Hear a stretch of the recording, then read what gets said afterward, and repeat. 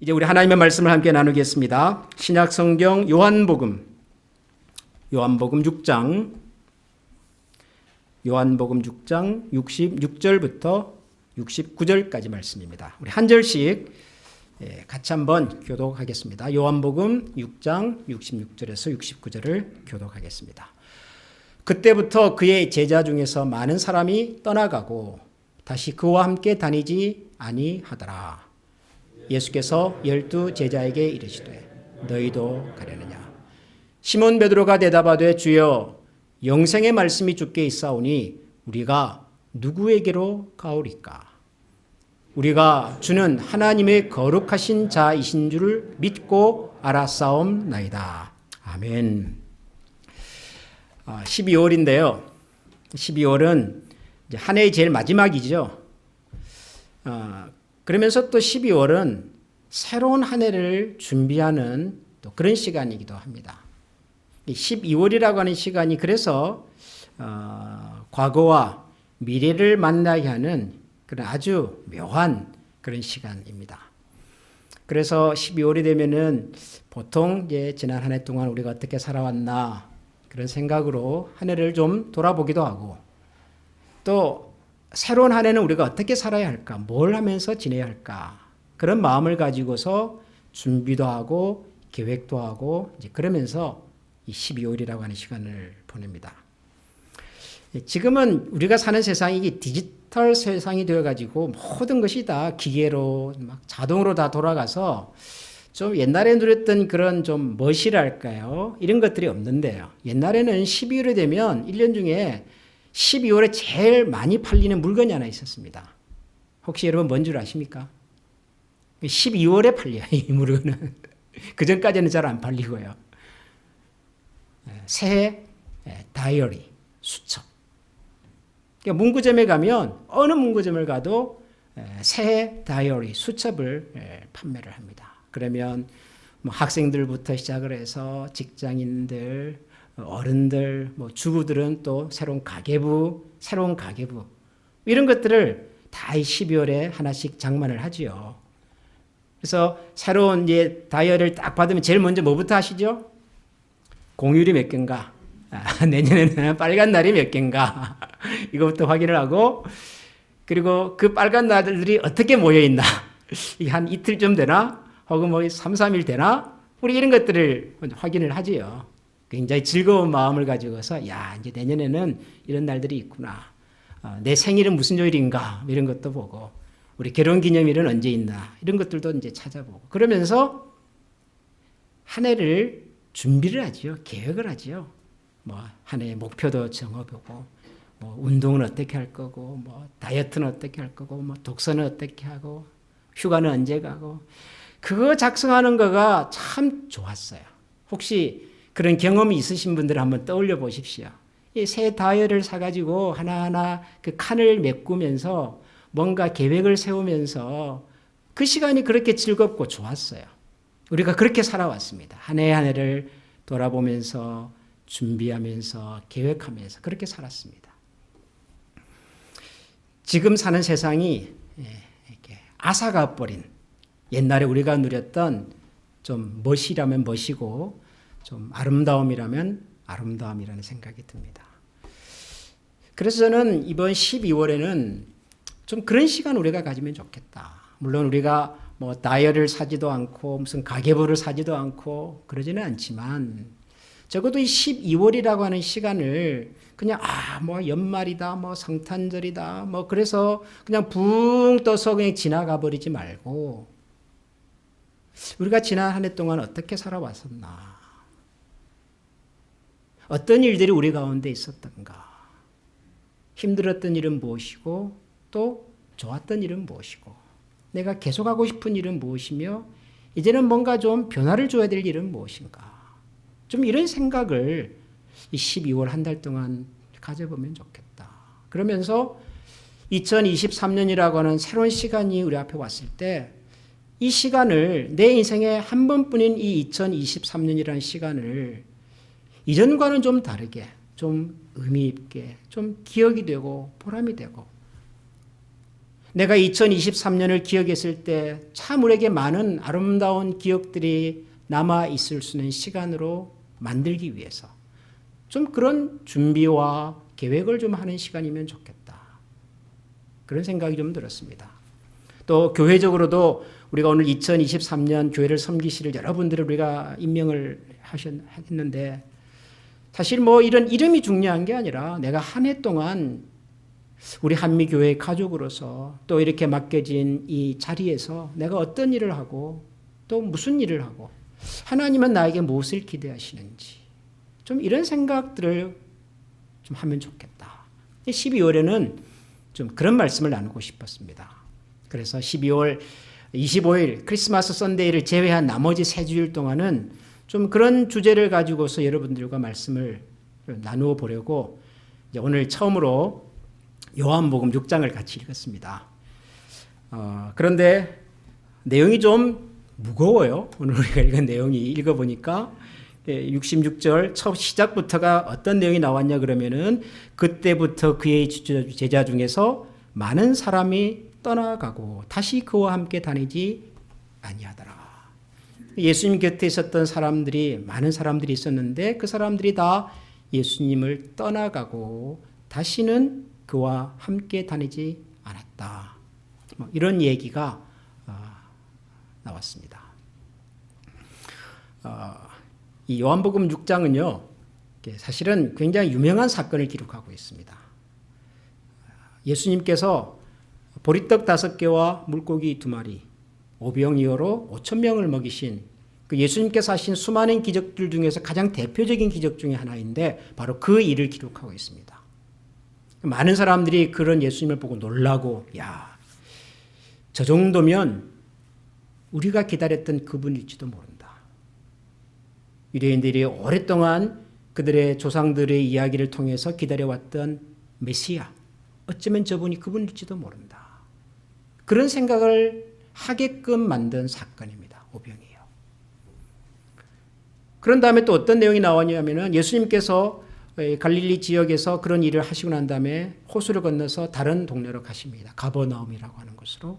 근데 예수님께서 물 위를 걸어서 가셨다. 예수님께서 물 위를 걸어가신 기록도 나옵니다. 상상할 수 없는 일인 거죠. 지금도 이해가 안 되는데 하물며 그 당시 예수님께서 물 위를 걸어갔다. 이것도 그 당시 유대인들에게는 야, 정말 이분은 대단한 분이다. 특별한 분이다. 보통 능력을 가진 분이 아닌 것 같다. 특별히 그 당시 유대인들은 로마의 식민지 있지 않았습니까? 로마의 지배를 받고 있던 시절 아닙니까? 정치적으로, 문화적으로, 민족적으로 굉장한 고통을 당하고 있던 시절인데 그때 그들의 마음속에 생겼던 희망이 뭐였을까요? 어쩌면 이분이 우리를 이 고난에서 이 식민지 통치에서 재산과 생명을 위협받고 있는 이 현실 속에서 우리를 구원해 줄 수 있는, 해방시켜 줄 수 있는 마치 우리나라가 36년 동안 일본의 통치를 받을 때 한결같이 가슴에 품고 있었던 언제 우리 민족이 해방이 될 수 있는가, 독립이 될 수 있는가, 누가 우리를 이 억압에서 풀어줄 수 있는가, 그런 기대를 가지고 살았던 것처럼 이 유대인들이 그런 생각을 갖고 살았단 말이죠, 그때. 그런데 갑자기 나타난 이 유대 청년 예수님께서 오병이어 물고기 몇 마리 가지고 5,000명을 먹이고 무리를 막 건너가고 상상하지도 못하는 능력과 힘을 가지고 있는 분을 만난 거죠. 그래서 그 사람들이 예수님을 따라다니기 시작한 겁니다. 예수님이 가는 곳마다 따라다니면서 도대체 당신은 누굽니까? 우리에게 하나님의 말씀을 좀 가르쳐 주십시오. 예수님의 산에 가면 산에도 따라가고 호수 가면 호수에도 따라가고 회당이라고 해서요. 그때는 이미 유대인들이 하나님 앞에 제사 드리던 성전, 템플은 파괴가 됐잖아요. 없어요. 그래서 이분들이 모여서 성경을 읽고 배우기 위해서 모였던 곳이 회당이라고 하는 것이죠. 시너거그. 예수님이 거기로 가면 또 쫓아와가지고 우리에게 하나님 말씀 좀 들려주십시오. 이렇게 매 순간 예수님 가는 곳마다 따라다녔던 사람들이에요. 바로 66절에 등장하는 그 많은 사람들은. 그런데 그 사람들이 어떻게 했다고요? 그때부터 그의 제자 중에서 많은 사람이 떠나가고 다시는 그와 함께 다니지 않았다. 무슨 일이 일어난 걸까요? 예수님을 따라다니던 이 많은 사람들이 왜 갑자기 예수님을 떠나기 시작을 했을까요?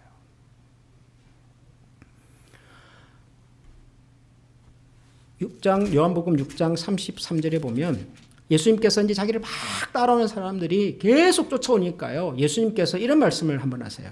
제자들에게 진실로 진실로 내가 너에게 이르노니 저들이 나를 찾는 것은 표적을 본 까닭이 아니요 떡을 먹고 배부른 까닭이다. 다시 말하면 예수님께서 하나님의 아들로서 이 땅에 오셔서 그분들에게 뭔가 보여주고 싶고 얘기해주고 싶었던 그 메시지에 대한 관심이 있는 것이 아니라 뭐에 대한 관심이요? 떡에 대한 관심. 먹여주고 입혀주고 무리를 걸으니까 막 대단한 능력을 가진 것 같고 자기들이 가지고 있는 모든 인생의 고민과 문제를 다 해결해 줄 것 같고 그런 기대를 가지고 예수님을 따라왔다는 거예요. 예수님이 보시니까. 그러다가 예수님께서 갑자기 이상한 얘기를 하셨어요. 나는 사실 너희들이 생각하는 것과 좀 다른 사람이다. 나는 하늘에서부터 내려온 생명의 떡이다. 나를 먹지 않으면은, 나를 통하지 않으면 하나님과는 상관이 없다. 그러시면서 내가 생명의 떡이지 나를 먹는 자마다 뭐 이런 이상한 얘기를 막 예수님이 하시기 시작한 거예요. 그들의 관심은 생명의 떡이 아니라 실제로 나를 배부르게 만들어줄 수 있는 떡이었어요. 그들에게 필요한 것은 무슨 영혼의 해방이 아니라 실제로 그들이 생활 속에서 누리는 고통과 외로움과 그 좌절 속에서 뭔가 우리에게 길을 열어줄 수 있는 그런 강력한 힘을 가지고 있는 사람이었단 말이죠. 그런데 예수님은 좀 다른 이야기를 하셨던 거예요. 나는 생명의 떡이다. 내가 하늘에서부터 왔다. 나를 먹지 않으면 하나님과 상관이 없다. 그래서 어떻게 했다고요? 그때부터 그의 제자 중에서 많은 사람이 떠나가고 다시는 그와 함께 다니지 않더라. 다 떠나갔다는 거예요. 자기들이 생각했던 것과 다르고 자기들이 기대했던 것과 다르고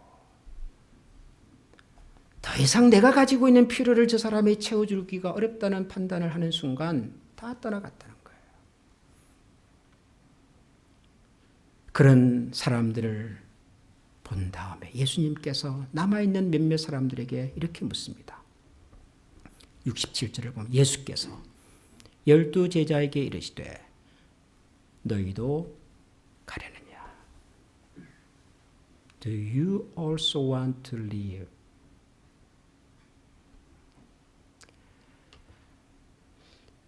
저는 이 예수님의 이 짧은 질문이요. 언젠가 참 마음에 아프게 다가왔어요. 저는 뭐 어려서부터 예수를 믿은 사람은 아니고 이제 중고등학교 시절에 저희 집 교회 근처에 교회가 하나 있어서 교회를 다니기 시작을 했고 또 뭐 교회가 재밌어서 뭘 알아서가 아니라 적어도 저한테는 교회가 집보다는 재밌었어요 그때. 그래서 재밌어서 열심히 교회를 다녔고 그러다 보니까 예수 믿는 청년이 됐고 어느 날 제 인생에 대한 고민을 하다가 내가 이런 인생을 살아보는 것이 좋겠다라는 생각이 들어서 이제 목회자가 되고 그렇게 해서 지금까지 이렇게 살아오면서 어느 순간 그런 생각이 들 때가 있더라고요. 내 판단이 맞나? 내 결정이 옳았나? 그때 결정이. 내가 그때 다른 선택을 했더라면, 다른 결정을 했더라면 어땠을까? 뭐 그런 생각을 해볼 때가 종종 있더라고요.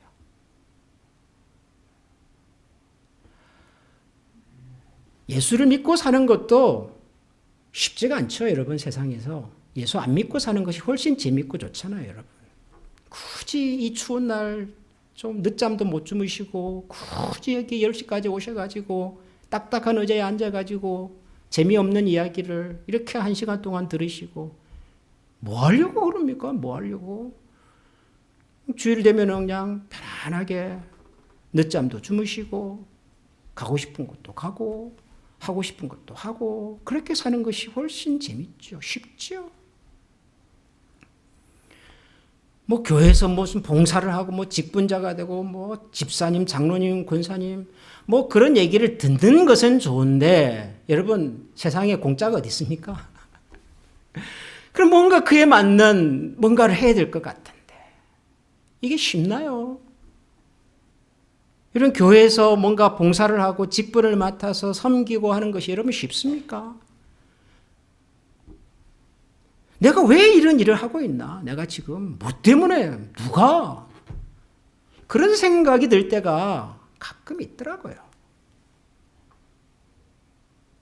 그러다가 예수님의 이 말씀을 본 적이 있습니다. 너희도 가려느냐? 너희도 가려느냐?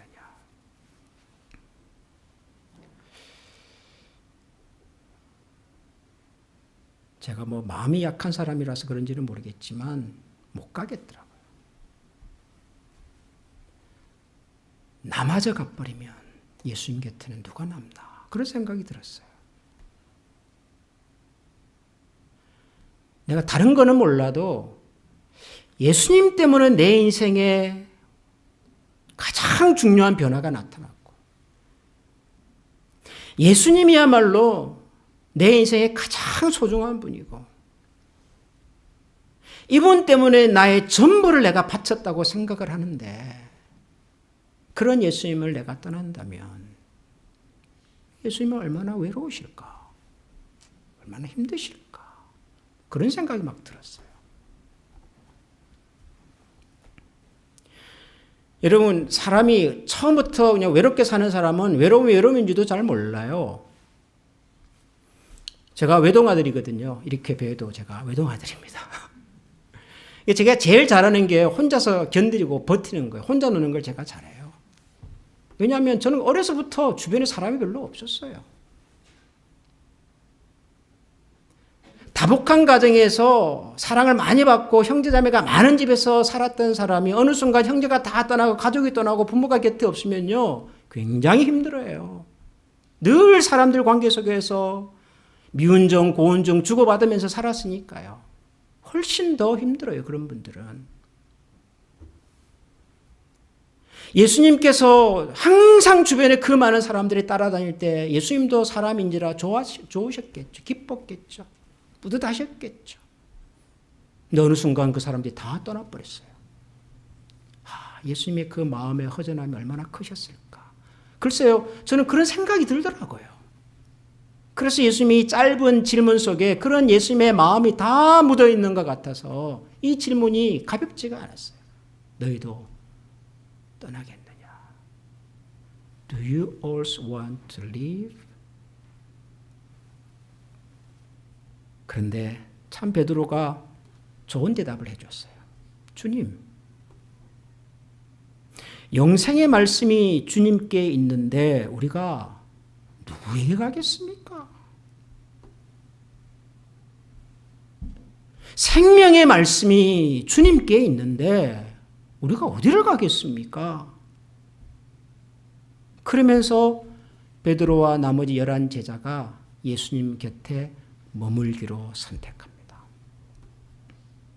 다 떠났는데 그 많은 사람들이 그 구름 같은 사람들이 그 오병이어를 보면서 환호했던 사람들 예수님께서 무리를 걷는 것을 보면서 기대와 감격을 가지고 있었던 사람들 가는 곳마다 따라다니면서 당신이 메시아 아닙니까? 당신이 우리의 임금이 되어주십시오. 우리가 평생 당신을 위해서 목숨을 걸겠습니다. 라고 했던 사람들이 다 떠났는데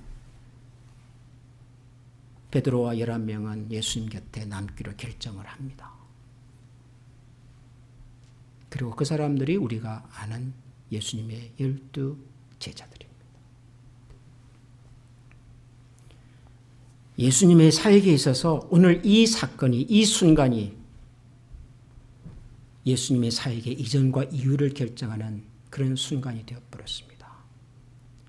3년 반 동안 예수님을 따라다녔던 사람들은 다 떠났고 이제 12명이 남았고요. 그런데 이 12명이 우리가 알고 있는 지금의 기독교를 만들어냅니다. 예수님 곁을 따라다녔던 수많은 사람에 의해서가 아니라 생명의 말씀이 여기 있는데 제가 어디를 가겠습니까? 라고 말했던 그 12명에서부터 기독교의 역사가 하나님의 나라가 다시 시작이 되었습니다.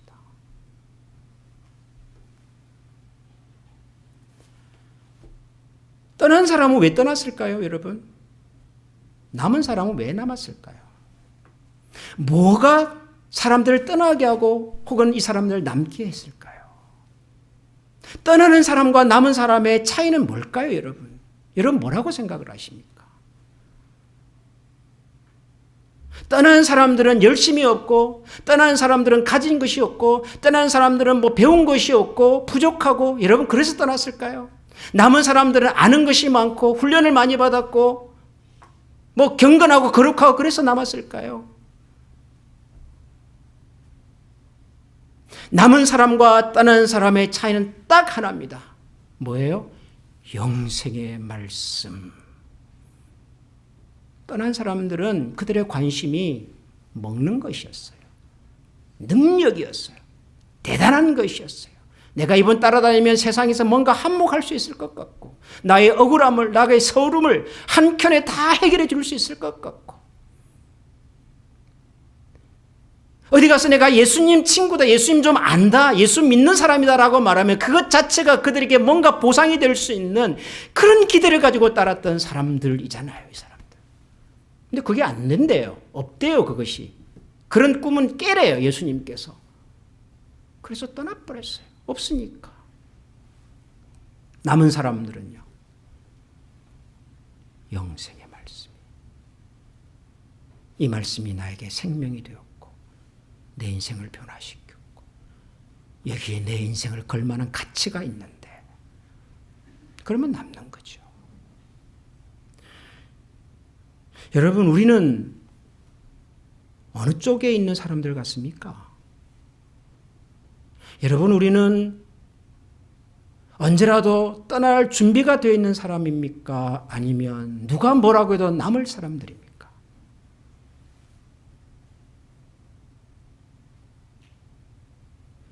지난 3년 동안 이 지구촌에 있는 이 80억의 인구가 한 번도 경험해보지 못했던 팬데믹을 경험을 했잖아요. 이제 뭐 거의 끝이 나는 것 같아요. 팬데믹이 지나고 난 다음에 우리 사회가 여러 가지로 어려움과 고통들을 겪었는데, 그 중에서 교회가 겪었던 고통과 어려움은 만만치가 않아요. 많은 기독교 전문가들, 연구단체들이 하나같이 하는 얘기가 뭐냐면, 앞으로는 팬데믹 이전으로 돌아가기 어려울 것이다. 교회에 대한 얘기예요. 앞으로는 팬데믹 이전에 경험했던 것 같은 그런 교회 생활, 신앙 생활을 다시 경험하기는 어려울 것이다. 한결같이 전문가들 얘기가 그래요. 우선 뭐 보고서들을 보면은요, 뭐 어떤 교파는 뭐 몇 %가 줄었고, 뭐 어떤 큰 교회는 성도수가 얼마나 줄었고, 뭐 그래서 뭐 교회가 뭐 재정이 얼마나 부족해졌고, 교회가 몇 사람이 떠났고, 죄다 그런 얘기들이에요. 2023년에는 지금보다 더 좋아질 거다, 더 나아질 거다, 교회가 더 부흥할 거다, 사람들이 더 열심을 낼 거다, 그런 보고는 하나도 없고요. 제가 찾아본 내용들은 하나같이 앞으로 교회는 더 힘들어질 거다, 교인들은 이제 더 교회로 안 나오려고 할 거다, 다 집에서 이제는 뭐 온라인으로 예배 드리려고 할 거다.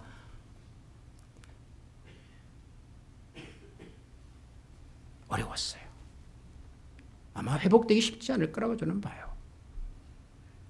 그런데 이 팬데믹이 우리에게 남긴 저는 선물이 하나 있다고 생각을 합니다. 그 선물은 뭐냐면, 너희도 가려느냐? 이 질문을 정직하게 들여다보는 겁니다.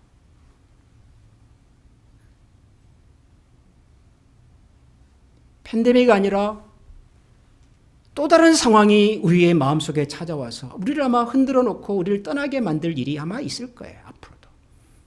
그럴 때도 우리는 이 질문 앞에 아마 서게 될지 모릅니다. 너희도 떠나겠느냐? 팬데믹은 떠나야 할 사람을 떠나게 만들었고, 남아야 할 사람을 남게 만든 것 같아요. 몸으로 떠났다고 해서 그것이 떠난 것은 아니에요. 몸은 떠나 있어도 마음은 같이 할 수 있어요. 여러분 그렇죠? 아마도 오늘 제가 우리 교회 우리 손영웅 형제 출근한다고 몇 부제를 봤어요. 목사님 오늘 제가 출근을 해야 됩니다. 영상으로 예배를 드리겠습니다. 몸은 없어도 마음이 있잖아요. 우리 같이. 이런 분들이 많아요. 우리 주변에. 그런데 몸은 있는데 마음이 떠난 사람들도 있어요. 그런 사람들은 언제라도 몸도 떠날 거라고 저는 생각을 합니다. 교회로 오냐 안 오냐의 문제가 아니에요. 내가 예수님을 따르는 이유가 뭐냔 말이에요. 내가 먹었고 배불렀고 보았고 저희 가면 재밌고 내가 별로 노래가 하냐라도 같이 하나님 나라의 백성인 것처럼. 여러분 재밌는 게 뭔 줄 아십니까? 성경은 예수님을 떠난 사람들도 제자라고 불렀어요. 그 많은 제자들이 떠났다 그러고요. 예수님 곁에 남은 사람들도 제자라고 그래요. 똑같이 제자예요. 근데 누가 진짜 제자입니까, 여러분? 진짜 제자가 있는가 하면 제자라고 불려지는 사람들도 있는 거죠. 언제 알아요? 누가 남느냐를 보면 아는 거죠. 이 상황 속에서, 이 외로움 속에서 정말 메시아로서의 사명을 가지고서 말씀하시는 그분 곁에 누가 남는가를 보면 아는 거예요. 떡 때문에 오는 사람들은 떠나고요. 기적 때문에 오는 사람들은 떠나고요. 표적 보고 오는 사람들은 떠나요. 언제요? 표적이 없으면은, 먹을 양식이 없으면, 얻을 것이 없으면은 떠나요. 그럴 수 있다고 저는 봐요. 애초에 내가 예수님을 따라온 이유가 생명의 말씀이 아닌데, 그러나 영혼의 말씀, 생명의 말씀 때문에 오신 분이라면 남겠죠, 그분은. 제가 오늘 제목을 관객일까 선수일까 이렇게 했잖아요. 사실 요즘 월드컵 시즌이라서 월드컵 때문에 만든 얘기예요. 여러분 지난번에 우리가 포르투갈하고 16강전 했을 때 여러분 뉴스 보셨어요? 야, 참 대한민국 사람들이 이렇게 뜨거운 민족인 줄을 제가 정말 몰랐어요. 한국 날씨가 영하 10도인가 그랬대요. 그런데도 세상에 온몸에 페인트를 칠해가지고 그 차가운 길바닥에서 그냥 박수를 치면서 고함을 치면서, 예? 한 골을 먹으니까 세상을 다 잃은 것처럼 슬퍼하다가 또 한 골을 이기니까 막 세상을 다 얻은 것처럼. 여러분 맨하탄에서도 그랬답니다. 맨하탄에서 뉴스 보니까 한국 사람들이 모여가지고 냄비하고 뚜껑 갖고 막 두드리면서 대한민국 외치면서, 야, 대한민국 사람들이 진짜 축구 좋아하는구나. 대단하구나. 근데 그분들이 선수예요, 관객이에요? 그분들은 관객이죠. 응원하는 사람들이죠. 그럼 관객하고 선수의 차이는 뭐지요? 관객은요, 응원하는 사람은 아무리 축구를 좋아해도 실제로 경기장 안에 가서 달리고 뛰고 땀 흘리고 넘어지고 그건 안 해요. 내가 아무리 축구를 좋아해도요, 목청껏 외치고 뭐 영하 10도의 추위에서 응원을 해도 관객은 어디까지나 관객인 거예요. 보는 것으로. 선수는 어쩌면 선수들 중에는 그 정도 열정이 없는 분들이 있을지도 몰라요. 그렇게 뭐 영하의 날씨 우통 벗고 뭐 과음 치고 그런 선수는 없을 수도 있어요. 그런데 선수는 달려요. 땀을 흘려요. 넘어지고 다치고 이러다가 죽을지도 모르는데도 불구하고 또 달리잖아요. 마스크를 벗고 달리잖아요. 이러다가 내가 선수로서의 생명이 끝날지도 모르는데도 불구하고 그냥 들어가서 달리잖아요. 선수는 그래요. 여러분, 우리는 하나님 나라의 선수일까요? 관객일까요? 여러분, 우리는 한미장로 교회의 관객일까요? 교인일까요? 우리는 달리는 사람입니까? 구경하는 사람입니까? 우리는 응원하고 박수치는 사람입니까? 아니면 내가 들어가서 넘어지고 다치고 그런 사람들이냐고요. 하나님 나라는 도대체 어떤 사람들에 의해서 세워져야 될까요? 저는 뭐 응원하는 사람은 필요 없다, 관객은 필요 없다, 그분들의 진심은 다 필요 없다, 그런 얘기를 하고 싶은 게 아니에요. 나는 그분들의 진심을 존중합니다. 고마워요. 그런 열정을 가지고 응원해 주니까 얼마나 고마워요. 12번째 선수라 그러잖아요. 그래서. 근데 우리 신앙생활을 그렇게 할 수는 없잖아요. 누구 때문에 할 수는 없잖아요. 우리가 무엇을 받기 때문에, 내가 얻었기 때문에 하는 것은 언제까지 우리가 그래야 되냔 말이에요. 너희도 떠나려느냐? 떠나야죠. 없으면 뭐하러 남습니까? 생명의 말씀을 내가 만나지를 못했는데, 영혼의 양식을 내가 먹어본 적이 없는데, 그것이 기대가 안 되는데 뭐하러 남냐고요. 찾아가셔야죠. 있으면 남아야죠. 있으면 우리 인생을 걸어야죠. 저는 우리 교회가 남는 제자들이면 좋겠습니다. 남는 제자들이면. 하나님 나라에 끝까지 남는 제자들이면 좋겠습니다. 그리고 그 결정을 정직하게 하면 좋겠습니다. 저는 12월 한 달에 우리에게 그런 시간이면 좋겠어요. 떠나라는 얘기가 아니고요.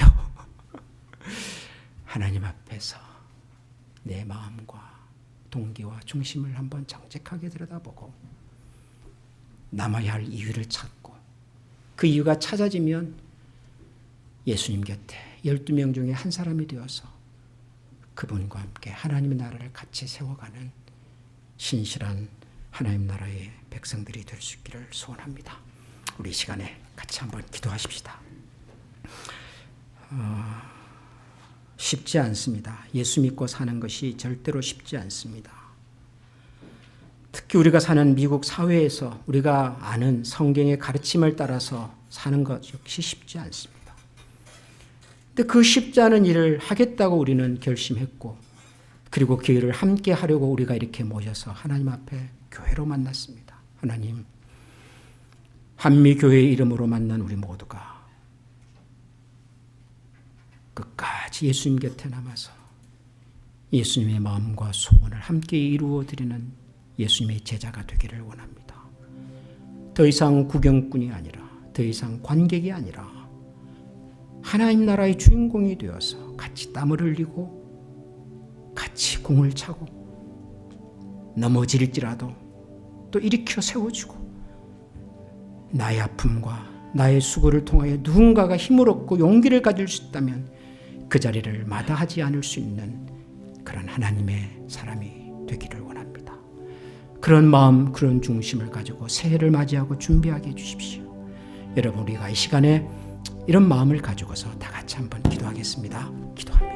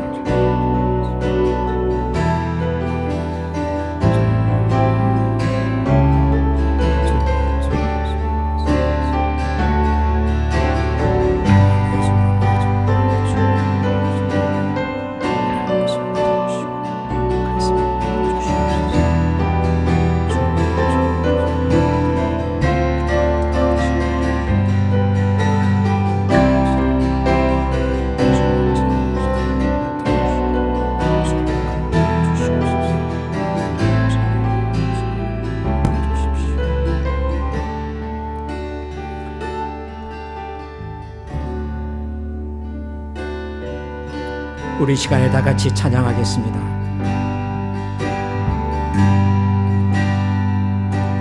주보야 날 정결케 하고, 주보야 날 자유케 하리. 주 앞에 나 예배하는 이 시간, 나의 모든 것을 주께 드리네. 주께서 날 위해 지키셨고, 주의 발 날 위해 박히셨으니, 이제는 내가 사는 것이 아니요 오직 주를 위해 사는 것이다.